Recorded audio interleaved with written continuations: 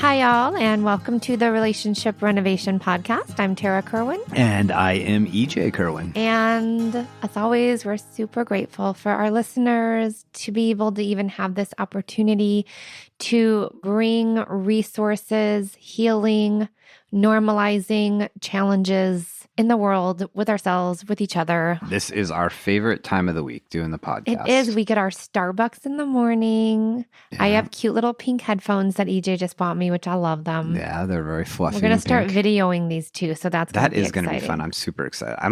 I'm finding new parts of myself or old parts of myself I'm rediscovering, and that the whole like tech and buying like sound equipment and figuring out video equipment and all of that is like better you than me, babe. It's like, it's so important. It's like so easy to lose aspects of yourself as you get older. You know, and that's like a big thing I'm connecting with right now, just in general in life, is like joy. Like there are things that just like make me feel joyful. And like doing this podcast is one of them. Just the tech and seeing all these like lights blinking and, you know, you gotta cultivate joy in your life, because it is easy to let it go and just that light inside of you extinct. This reminds me of something we said to a couple last night, that in order to really feel positive feelings, we have to hold on to that feeling for 40 seconds, that our body reacts significantly to uncomfortable feelings right there. But to actually feel and embody joy,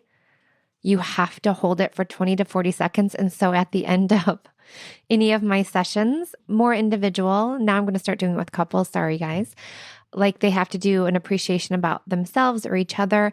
And then I say, hold that in for the next 30 seconds, and they have to wait and hold it in. So I am encouraging listeners, when you feel a positive feeling, hold it for, let's just say 30 seconds. Just see what happens. Yeah. And a throwback to you listeners is we have an episode called Embodying Joy. Oh, such a good with one. Jesse Kroll, that is just all about this, about how we need to make an effort to take in the positive about the world, about life, about ourselves. Otherwise, it just like passes us right by and we miss a lot of amazing moments in our own life. Absolutely. Okay, so let's get into our topic today.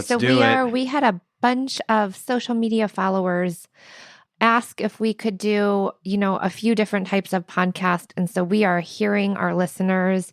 And this social media follower said, man, can you guys do a podcast around like following through with things? Because when my partner doesn't follow through with things, I don't trust that it will ever happen. And that's when I start to feel really bad in our relationship. And I was like, oh, ding, ding, I can relate. Yep. Follow through and its effect on trust. And that is our topic. That link together is super important, is that, it can be like a little thing. Like Tara says, hey, we hang this thing up at the office, and I say yes, and I don't do it. And if there's a series of things that she's asked me to do and I don't follow through on it, if I don't get it done, it begins to affect, she doesn't trust me. And then when she tells me like, oh, I don't even want to ask you because I don't trust. And I'm like, what are you talking about? You don't trust. And because we take trust as such a huge word,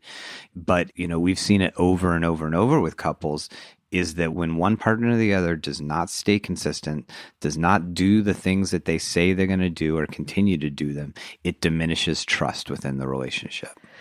All right. So how does one stay consistent in order to build that trust? I think just recognizing like if I'm not consistent and I don't follow through, it's not going to be good, but we also forget and we have to be reminded, it's not like, hey, I want to be able to trust that this is going to happen. It's about, this is why we talk about daily check-ins and even weekly check-ins on like a Sunday. So if let's just say a partner is starting to feel a little of that mistrust, because I'll give an example from our own life. Because the universe has made us go through many challenges in order to bring this podcast here and help so many people. That is my take on it. But I kind of gave him over, like my two stepsons, I used to kind of be on them about their grades and stuff. And I said, EJ, I can't do that role anymore. Like, can you help out with that? And so he's like to check their homework and their grades every Monday. And every Monday, I still don't believe that it's going to happen because he's had a hard time in the past being consistent. And I'll always remind him. And instead of that, I should be like, hey, EJ, I'm still having a little bit of that like insecurity that like it's not going to get done. And I'm scared if it doesn't get done, that means like we fail the boys. It's a huge thing. It's a big trigger for me around the boys and their academics and their grades and making sure we're holding them accountable and that they're following through. But we have to support them because they're not adults yet. And so I get this little thing on Monday and I'm still working on this. So this is kind of fresh for us. But like when EJ's like, I already did that. It's been taken care of. Every Monday, it makes my little insecurity less and less. I'm still inclined to ask because that's still my own anxiety and I'm still healing from that. And EJ's very okay with that. But every Monday when he's like, yeah, I've got that, Tarah, already happened. I already know, already talked to the kids about it, already emailed the teachers. I'm like, dang. Yeah, that feels really good. So what I heard there and what I think is actionable for you out there is the fact that we have to, because, we're not going to get every single thing done, right? There are going to be things we struggle with, but knowing what is important to your partner, that is a big thing. Is like, I have a pretty good idea now through communication, through asking, through Tarah pounding it into my head. I have a pretty good idea of the things that are important to Tarah, right? I know that being on top of, especially the older boys, their education is really important to her. Like, so that just has to move to the top of my list. I know like things around the house drive her crazy. Like if she says, hang this up, like I'm looking at this thing from one of our therapist's office, I need to hang up. And I'm like, I know that like she perseverates on things like that. And I know like I got to try to make things like that a priority. I know that me consistently being the one who like says, hey, we should talk about intimacy is important because she doesn't want that all to be on her. And so I know like even if I know she doesn't totally want to talk about it and isn't ready, I know about once a week or so, I know it's important for me to say, hey, T, I just want to let you know that door's open. If you want to talk about intimacy, I'm okay. You don't have to talk about it, but I want to let you know I'm here. And so I've gone out of my way to figure out these are the systems. This is my internal system, right? We talk a ton about relationship systems, but this is my internal system of I keep my ears peeled for things that are important to Tarah, and I'm going to follow through on those things. They're moving to the top of my list. Yeah. And I mean, here's like, people don't like to hear this. You have to ask for what you need.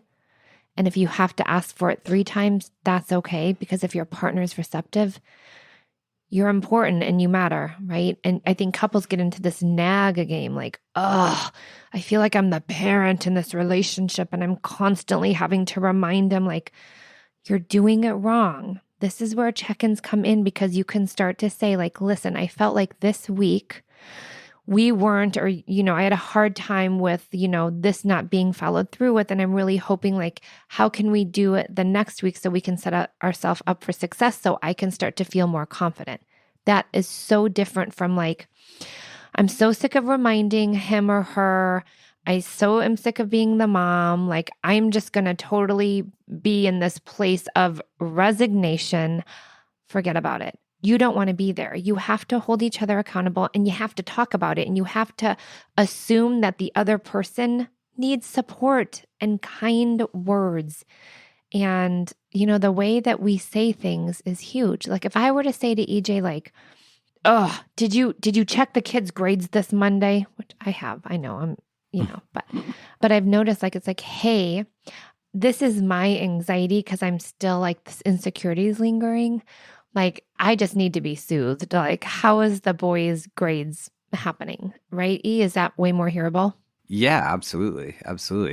If it's not like sort of coming with the air of I've already done it wrong, or if it's also not accessing the times where I didn't follow through and like sort of like shaming me out of your frustration, of like, this has happened before. And last time it happened, that's when I'm like, all my walls go up. Yeah. For me, like the biggest thing is like, we need to remind each other in hearable ways of what's important. Yes. Like what is important to you? What is important to me? Even using this phrasing, guys out there, is like, hey, this is something that's really important for me that you have good follow through with, because it gives me confidence in the fact that you love me or you support me or whatever, my needs are being met. Yeah, because I think a big thing, especially in maybe conflict resistant couples or in high conflict couples who are just trying to not get into it anymore, is we stop communicating about things. But that doesn't mean we stop getting resentful about them. So if there's something I really need from Tarah and I'm just like, no, there it is again, didn't get it. Yep, there it is again, didn't get it. Yeah. That, it just breeds it more and more. And it really is my responsibility to look at you and say, hey, this is really important to me. Like if you were able to be consistent in this, it would really like make me feel really good. And is that a reasonable request? And then you get to say, then, that's the thing, is if it's an unreasonable request, or if you need help, if like Tarah has something she needs me to be more consistent in, I'm like, wow, that is like hard for me. But I want to do it. Can you help me? Or can you help me figure out how? Right. Like, and sometimes it's subtle stuff, like being accountable or being not defensive for me is something that Tarah has needed me to have follow through with, is consistently be aware of my own defensiveness. Right. Mm-hmm. And so I took that on as something where outside of just Tarah, where like I bring that to my own personal therapy, or I read books about it, or I incorporate it into my meditation, is like, hey, because I know it's so important to our relationship, it's become an area of personal growth that I am dedicated to. And I notice now, like I've noticed, especially in the last couple of weeks, like I just don't feel that defensiveness. I notice moments where I would have felt it, but I feel a lot more like, oh, okay, like I upset her there. Well, and then I notice like more trust and confidence instead of resentment and fear.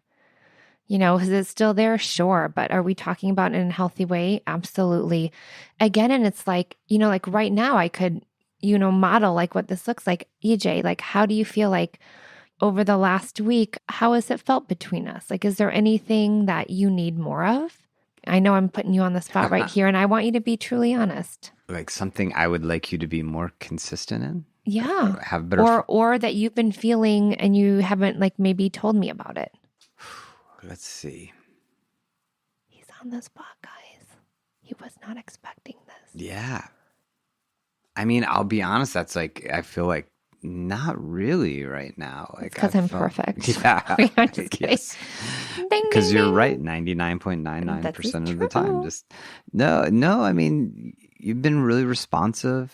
One thing that I think I don't want, but I think I do need in some ways is like, I guess craving like the fact that you're paying attention.